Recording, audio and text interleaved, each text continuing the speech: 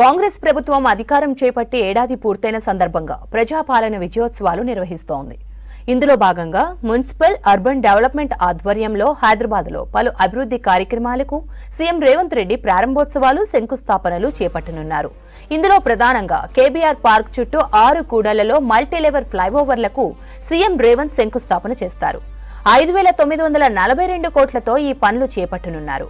అలాగే Aramghar, zoo park, flyover, Miralam, Miyapur, Safilguda, Fatehnagar, Nagole, కాజాకుంట్లలో నిర్మించిన 6 సీవరేజ్ ట్రీట్మెంట్ ప్లాంట్లను ప్రారంభిస్తారు సీఎం రేవంత్ రెడ్డి. 150 కోట్లతో పూర్తి చేసిన సుందరీకరణ పనులు, 17 కోట్లతో నిర్మించిన వర్షపు నీటి నిల్వ కట్టడాలను అందుబాటులోకి తేనుంది ప్రభుత్వం. 586 కోట్లతో ఎస్ఎన్డీపీ పనులకు సీఎం శంకుస్థాపన చేయనున్నారు. మున్సిపల్ ఉద్యోగులకు వైద్య శిబిరాలు ఏర్పాటు చేయనున్నారు. శానిటేషన్ ఉద్యోగులకు పీపీఈ కిట్లు పంపిణీ చేయనున్నారు సీఎం రేవంత్.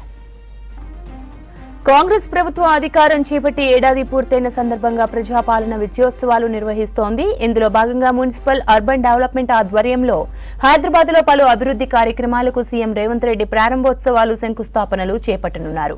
ఇందులో ప్రధానంగా కేబీఆర్ పార్క్ చుట్టూ 6 కూడళ్లలో మల్టీలెవెల్ ఫ్లైఓవర్లకు సీఎం రేవంత్ శంకుస్థాపన చేస్తారు.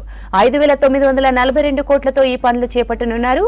అలాగే Aramghar, zoo park, flyover, Miralam, Miyapur, Safilguda, Fatehnagar, Nagole, కాజాకుంట్లలో నిర్మించిన 6 సీవరేజ్ ట్రీట్మెంట్ ప్లాంట్లను ప్రారంభిస్తారు సీఎం రేవంత్ రెడ్డి.